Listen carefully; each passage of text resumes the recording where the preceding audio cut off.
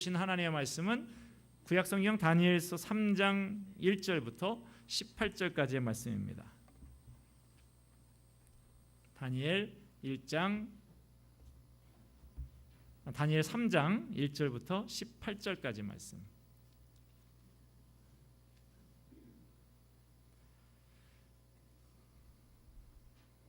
저와 여러분 한 절씩 교독하도록 하겠습니다. 느부갓네살 왕이 금으로 신상을 만들었으니 높이는 60규빗이요 너비는 6규빗이라 그것을 바벨론 지방의 두라 평지에 세웠더라.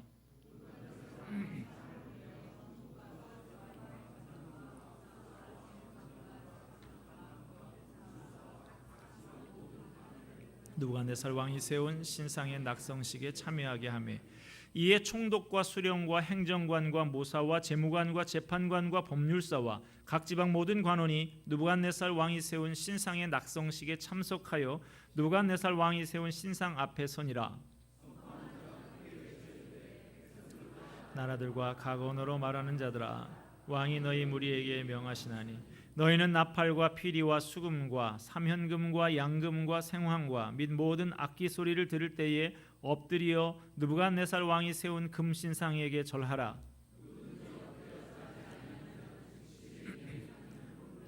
던져 넣으리라 하였더라. 모든 백성과 나라들과 각 언어를 말하는 자들이 나팔과 피리와 수금과 삼현금과 양금과 및 모든 악기 소리를 듣자 곧 느부갓네살 왕이 세운 금신상에게 엎드려 절하니라. 유다 사람들을 참소하니라. 그들이 느부갓네살 왕에게 이르되 왕이여 만수무강하옵소서.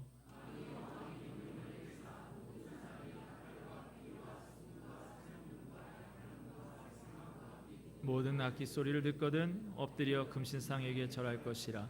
누구든지 엎드려 절하지 아니하는 자는 맹렬히 타는 풀무불 가운데에 던져 넣음을 당하리라 하지 아니하셨나이까.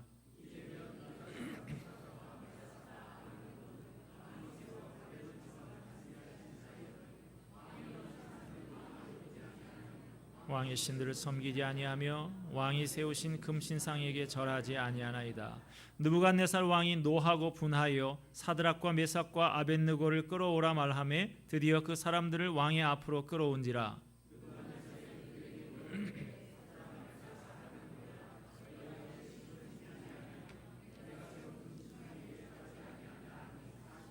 이제라도 너희가 준비하였다가 나팔과 피리와 수금과 삼현금과 양금과 생황과 및 모든 악기 소리를 들을 때 내가 만든 신상 앞에 엎드려 절하면 좋거니와 너희가 만일 절하지 아니하면 즉시 너희를 맹렬히 타는 풀무불 가운데에 던져 넣을 것이니 능히 너희를 내 손에서 건져낼 신이 누구이겠느냐 하니.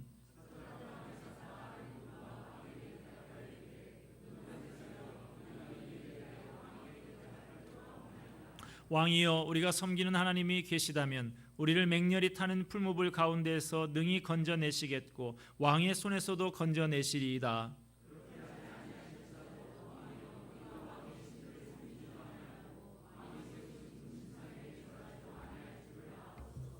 아멘. 일찍이 감리교의 창시자였던 요한 웨슬리는 이렇게 말을 했습니다. 온 마음으로 하나님을 사랑하고 죄밖에는 아무것도 두려워하지 않는 사람 100명을 내게 주옵소서. 그러면 저는 세계를 움직이겠습니다. 하나님을 사랑하고 죄를 두려워하는 것, 이 타락한 세상에서 살면서 주님께 순종하기를 원하는 그리스도인들의 삶에 있어서 매우 중요한 원리입니다. 오늘 본문에 나오는 다니엘의 세 친구들에게서 이런 모습을 발견할 수 있습니다. 다니엘과 세 친구들은 하나님의 섭리와 은혜로 바벨론의 고위직에 오르게 되었습니다. 포로가 오르기 도저히 어려운 자리에 오르게 됐죠. 이제 고생길이 다 끝나는가 싶었지만 10여 년 만에 예상치 못한 위기가 그들에게 찾아왔습니다. 오늘 본문의 배경은 이렇습니다. 느부갓네살 왕이 금신상을 세웠습니다. 그 높이가 30m 정도 되는 거대한 신상입니다. 이 신상은 바벨론의 경제력, 바벨론의 권력, 그것을 상징적으로 보여주는 것이었고 또 그것을 세운 느부갓네살 왕을 상징하는 것이기도 했습니다. 느부갓네살이 왜 이런 신상을 세웠을까요? 아마도 다니엘서 2장에 나오는 느부갓네살의 꿈과 연관이 있는 것 같습니다.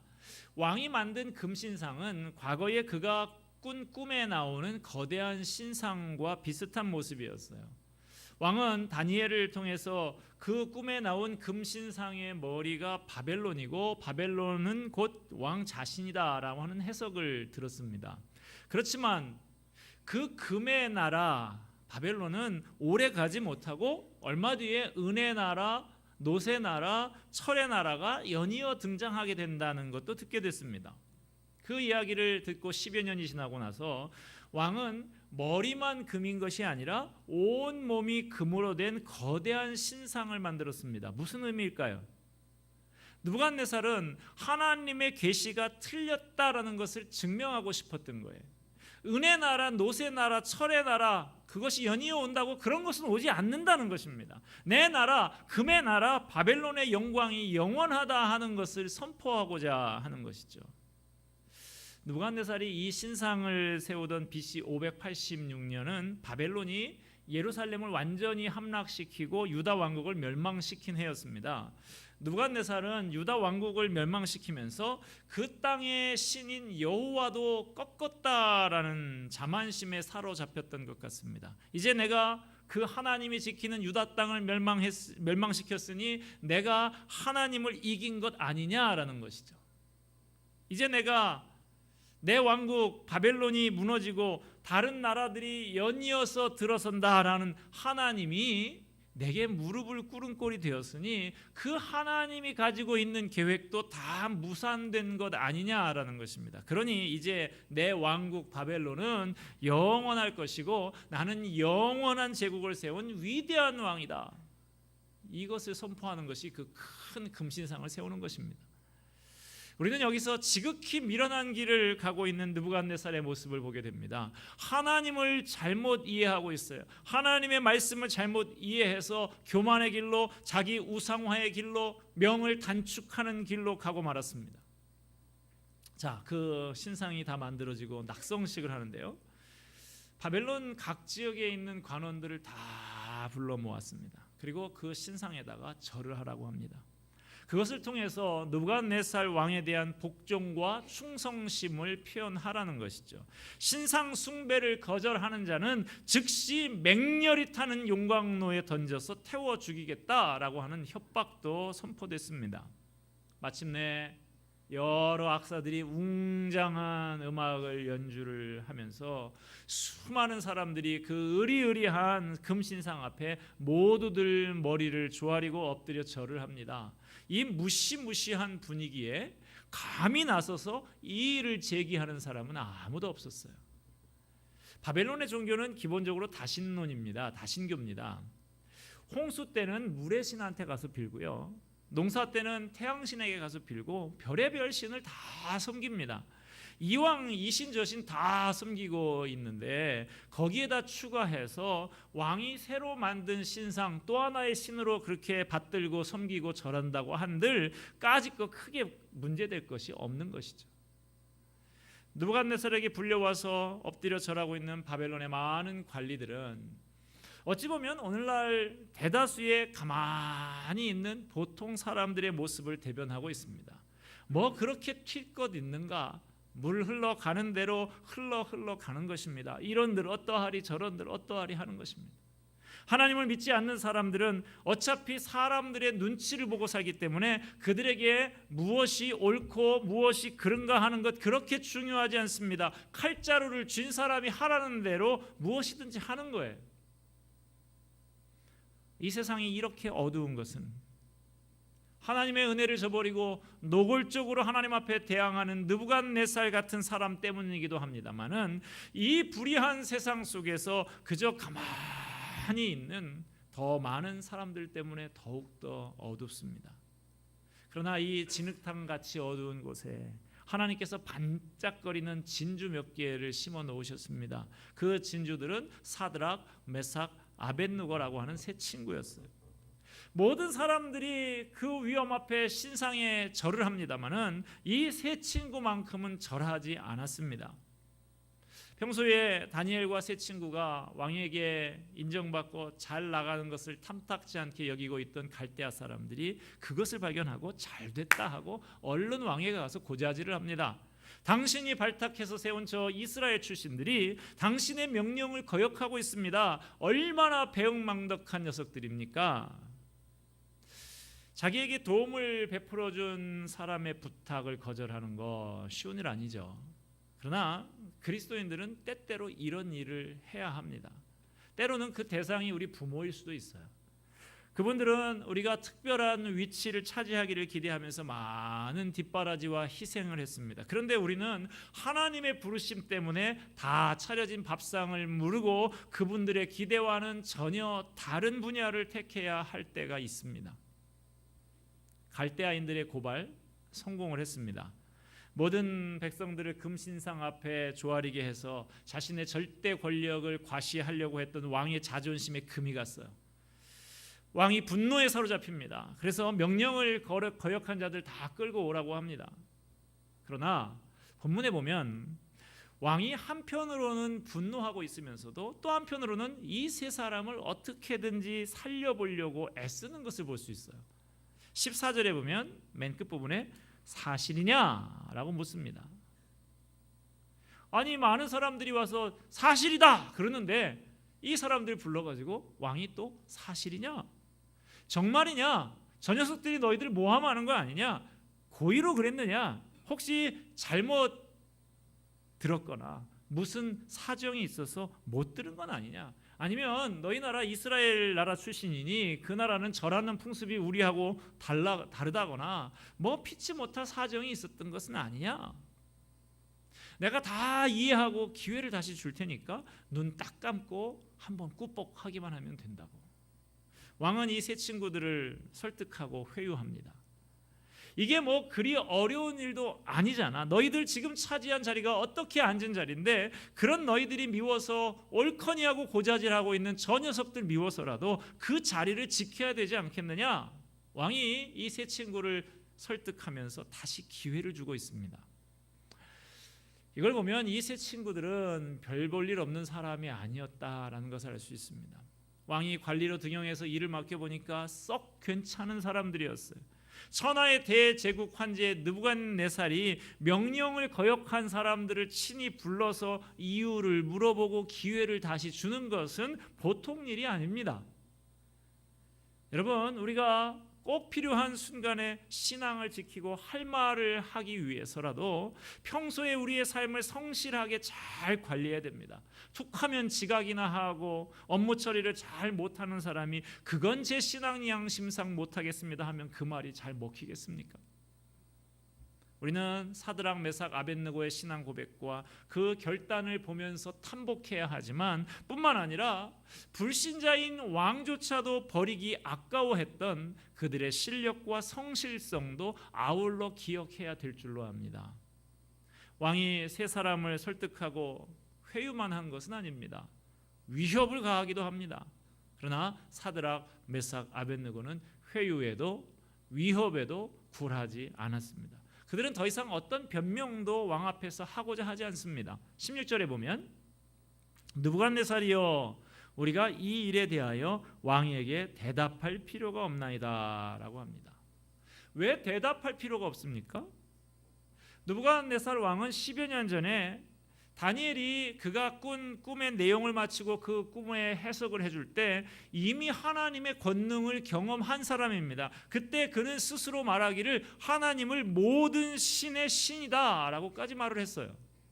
그렇기 때문에 사드락 메삭 아벳느고는 이제는 더 이상 왕에게 하나님을 소개할 시점은 아니다라고 판단을 한 것이죠. 왕은 이미 하나님에 대해서 또 그들의 신앙에 대해서 알 만큼 알고 있는 사람이었다라고 하는 것입니다. 때로는 우리 신앙에 대해서 다른 사람에게 알려주고 정보를 주고 토론을 해야 될 때가 있습니다. 그러나 때로는 더 이상 그런 일을 그만두고 결단하고 행동으로 보여줘야 할 때가 있습니다. 지금 이 세 친구가 처한 상황은 거절하고 저항하면서 신앙을 증거하고 하나님의 하나님 되심을 드러내야 할 때였습니다. 말로써 하나님을 영화롭게 할 때가 아니라 순종함으로써, 도전하고 저항함으로써 하나님을 영화롭게 할 때였습니다. 희생이 요구되는 때였어요. 우리는 하나님의 뜻에 순종하기 위해서 열심히 공부도 하고 생각도 하고 기도하고 토론을 해야 됩니다. 그러나 계속해서 생각만 하고 고민만 하고 기도만 하고 토론만 하고 있어서는 안 된다는 것이죠. 모세가 출애굽을 해서 넘실거리는 홍해바다 물 앞에서 머뭇거리고 있을 때 하나님께서 모세에게 이렇게 말씀하십니다. 너는 어찌하여 내게 부르짖느냐? 이스라엘 자손을 명하여 앞으로 나아가게 하고 지팡이를 들고 손을 바다 위로 내밀어서 그것을 갈라지게 하라. 어찌 너는 부르짖고만 있느냐? 느부갓네살은 세 친구에게 죽음을 무기로 위협과 회유를 하고 있습니다. 이 순간에 이 세 친구가 얼마나 약하게 보였겠습니까? 세 명의 젊은이들은 왕의 손가락 하나에 목숨이 왔다 갔다 하는 처지에 놓여 있습니다. 이 세 친구가 이번 한 번만 타협할까 하는 유혹을 받았을 수도 있습니다. 다 죽으면 어떻게 하나? 누군가는 살아남아야 이 시대에 하나님을 위해서 뭔가 할 수 있을 것 아닌가? 어떻게든 살아남는 것이 하나님의 뜻일지도 몰라. 자신들의 행동을 합리화할 만한 여러 가지 핑계가 떠올랐을 거예요. 그러나 세 친구는 결국 이 타협적인 생각들을 모두 다 떨쳐버립니다. 본문 17절입니다. 우리 같이 한번 읽을까요? 시작. 왕이여, 우리가 섬기는 하나님이 계시다면 우리를 맹렬히 타는 풀무불 가운데에서 능히 건져내시겠고 왕의 손에서도 건져내시리이다.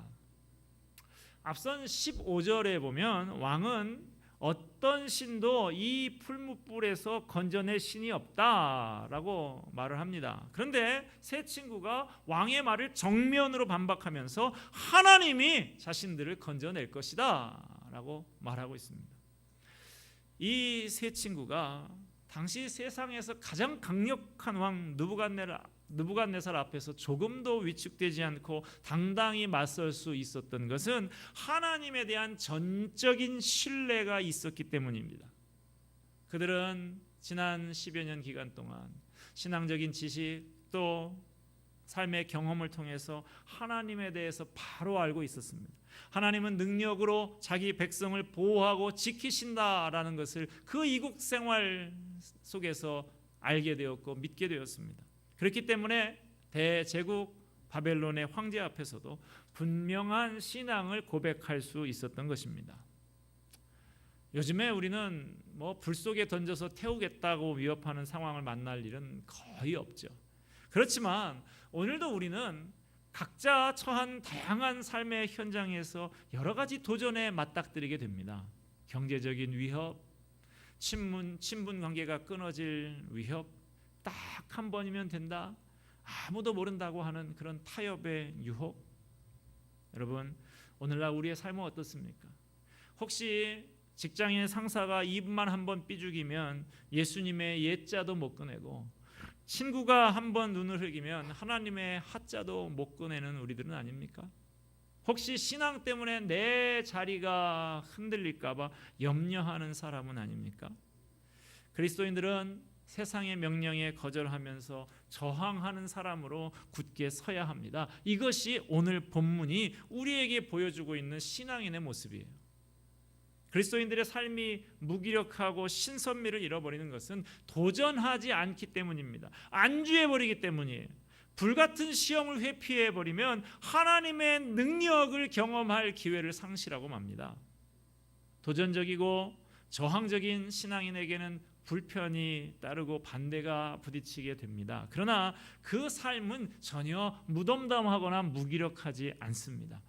우리는 하나님 나라를 위해서 전투에 나서고 악에 대응하고 또 내 욕심에 대항해서 싸움을 싸웁니다. 때로는 상처를 입기도 해요. 그러나 하나님의 치유하는 손길을 경험합니다. 따돌림을 당하기도 합니다마는 하나님께서 우리를 찾아와 위로해 주십니다. 하나님은 믿는 자와 늘 함께 하십니다. 성경 공부 중에 만나주시고 기도 중에 만나주시고 성도의 교제 중에도 임하십니다. 그렇지만 하나님이 함께 하시는 손길을 가장 가깝게 느끼는 때가 언제냐? 우리가 세상에 도전할 때입니다. 그때 하나님께서 강력한 손길로 우리와 함께 해 주십니다. 개인적으로 경건한 삶을 살아야 하지만 거기에만 머무르지 마시고 그 개인적인 경건을 뛰어넘으실 수 있기를 바랍니다. 관념적인 신앙에서 벗어나십시오. 참담한 현실 앞에 저항하고 도전하시기 바랍니다. 하나님이 함께 하실 것입니다. 우리 주변을 살펴보면요, 의외로 다들 이렇게 살지 아니고요, 세상을 거스르면서 살아가는 믿음의 그리스도인들이 많이 있습니다. 오늘 제가 광고 시간에 소개를 드렸던 그 유명한 기독교 학교인 거창고등학교의 강당에 졸업하는 학생들을 위해서 직업 선택의 10개라는 글이 쓰여져 있습니다. 그거를 만드신 분이 이번에 오시는 전성은 선생님이신데, 제가 금요기도회 때도 한번 소개를 드렸었는데요, 이런 내용입니다. 첫째, 월급이 적은 쪽을 택하라. 둘째, 내가 원하는 것이 아니라 나를 필요로 하는 것을 택하라. 셋째, 승진의 기회가 거의 없는 것을 택하라. 네 번째, 모든 조건이 갖추어진 것을 피하고 처음부터 시작해야 하는 황무지를 택하라. 다섯째, 앞을 다투어 모여드는 곳으로 가지 마라. 아무도 가지 않는 곳으로 가라. 여섯 번째, 장래성이 없다고 생각되는 곳으로 가라. 일곱 번째, 사회적 존경을 바라볼 수 없는 곳으로 가라. 여덟 번째, 한가운데가 아니라 가장자리로 가라. 아홉 번째, 부모나 아내나 약혼자가 결사반대하는 곳이면 틀림없다 의심치 말고 가라. 열 번째, 왕관이 아니라 단두대가 기다리고 있는 곳으로 가라. 기독교 정신이 담겨져 있는 이 10계명은 이 계명을 지키고 살아간 졸업생들을 위축시킨 것이 아니라 오히려 세상의 주인공으로 당당하게 살아가게 만드는 동인이 되었다라고 합니다. 본문 18절 말씀에 보면 새 청년이 가진 신앙 고백의 절정이 기록이 되어 있습니다. 우리 18절 말씀 같이 한 목소리로 읽습니다. 그렇게 하지 아니할지라도 왕이여, 우리가 왕의 신들을 섬기지도 아니하고 왕이 세우신 금신상에게 절하지도 아니할 줄을 아옵소서. 무슨 말입니까? 우리는 전능하신 하나님께서 저 이글거리는 풀무불 속에서 우리를 건져 주실 것을 믿습니다. 그러나 그렇게 아니하실지라도, 우리가 풀무불 속에서 그대로 타 죽는다 할지라도 우리는 우상 앞에 절하지 않을 것입니다. 놀라운 신앙 고백입니다. 겟세마네 동산에서 십자가를 지시기 전날에 부르짖으며 기도하셨던 주님의 절규가 바로 그렇게 아니하실지라도 하는 고백이었습니다. 내 아버지여, 할 수 있거든 내게서 이 잔을 옮기시옵소서. 그러나 내 뜻대로 마옵시고 아버지의 뜻대로 하옵소서. 그렇게 하지 아니하실지라도 하나님의 뜻을 전폭적으로 신뢰하는 것입니다. 하나님, 나는 더욱 넉넉한 재물로 하나님 앞에 쓰임 받고 싶습니다. 그러나 그렇게 하지 아니하실지라도, 가난한 중에 있다 할지라도 낙심하지 않고 감사하면서 고결한 신앙을 지키는 것이 하나님의 뜻이라면 부자 되기를 탐하지 않고 가난한 중에 주님을 섬기겠습니다. 하나님, 내가 건강한 몸으로 주님을 섬기기를 원합니다. 하지만 병상에서 죽는 것이 하나님의 뜻이라면 투병 중에서 내가 신앙인다운 모습을 드러내기를 원합니다. 바로 이것입니다. SBS 방송국이 처음 개국하고 나서 코미디 전망대라고 하는 그 프로그램이 있었습니다. 그것을 진행하시던 분, 한국 코미디계의 대부라고 불리던 김경태 장로님이신데요. 이분이 말년에 간암으로 투병 생활을 하셨습니다. 그분이 이런 말씀을 하셨어요. 하나님께서 저에게 다음과 같은 논술 시험을 내셨어요. 간암에 대한 장로의 자세를 논하라. 나는 출제자이신 하나님의 마음에 딱 맞게 100점짜리 정답을 써나갈 작정입니다. 그래서 그 간암으로 고통하시는 가운데서도 정말 100점짜리 같이 그렇게 믿음의 삶을 사셨습니다. 그는 인생의 마지막 가정 예배를 드리면서 그 자식들 앞에서 유언과도 같은 기도를 드렸습니다. 그 기도를 제가 소개를 드립니다. 하나님, 제가 영원히 주님과 함께 살 터인데 죽음은 두렵지 않습니다. 하오나 고통이 너무나 극심하여서 입술로 범죄할까 두렵습니다. 못나도 장로인데 하나님의 영광을 가리울까 두렵습니다. 지난 몇 개월 동안 고통 때문에 잠 못 이루며 몸부림쳐 왔습니다. 이 일로 인하여 하나님께 영광을 가릴까 두렵사오니 이 고통을 제거하여 주옵소서. 그러나 하나님의 뜻이라면 이 고통이 제거되지 않는다 할지라도 저는 주님 앞에 감사하며 눈을 감고 싶습니다. 고통 가운데도 신앙을 지키며 하나님의 영광을 찬송하고 사랑스러운 내 자녀들에게 우리 아버지는 처절한 고통 가운데서도 하나님의 영광을 찬송하며 갔다는 기억을 남기게 해 주옵소서. 하나님이 주시는 참 소망을 가진 사람만이 가질 수 있는 모습입니다. 우리는 흔히 하나님 앞에 감사할 때 조건을 달고 감사합니다. 내게 이런 문제가 있었는데 해결해 주셔서 감사하고, 내게 이런 소원이 있어 기도했는데 응답해 주셔서 감사하다고 말합니다. 혹은 하나님께서 내 기도를 들어주시면 하나님 앞에 헌신하겠다고 말하기도 합니다. 하나님이 먼저 축복해 주시면 열심히 봉사하고 충성하겠다고 합니다. 그것은 곧 내가 원하는 대로 되지 않으면 감사할 수 없다는 것이죠. 내가 건강한 것은 감사할 수 있지만 병들면 감사할 수가 없고, 내가 기도한 대로 되지 않으면 감사할 수 없다는 것이죠. 성숙하지 못한 믿음입니다. 하나님은 반드시 내가 생각하는 대로 행동하셔야 한다고 생각하는 믿음, 경계해야 됩니다. 내 자식은 반드시 인류대학에 보내주셔야 하고, 내 사업은 반드시 성공시켜 주셔야 하고, 내가 계획한 일은 정한 기일에 눈에 보이는 성과를 보여주셔야 한다고 생각하면서 그것을 믿음이라고 착각해서는 안 됩니다. 하나님께서는 천하 만물 만사의 주관자이십니다. 하나님께서 내가 생각하는 것과는 전혀 다른 방법으로 다른 시점에 일하실 수도 있습니다. 그럴 때라도 그 뜻을 겸손히 받아들이며 순종하는 것, 그것이 진짜 성숙한 믿음인 것이죠. 오늘 말씀을 되새기면서 남들이 다 그렇다고 할 때도 아니라고 거절할 수 있는 그리스도인 되기로 결심하는 저와 여러분 되기를 바랍니다. 내 생각대로만 되기를 바라는 조건부 신앙이 아니라, 그렇게 하지 않으실지라도 하나님의 계획이 내 계획과 다르고, 하나님의 방법이 내가 생각한 방법과 다르고, 하나님의 때가 내가 생각한 때와 달라도 그 뜻을 겸손히 받아들이며 감사하며 순종하는 성숙한 그리스도인 다 되시기를 주님의 이름으로 부탁을 드립니다. 기도하겠습니다.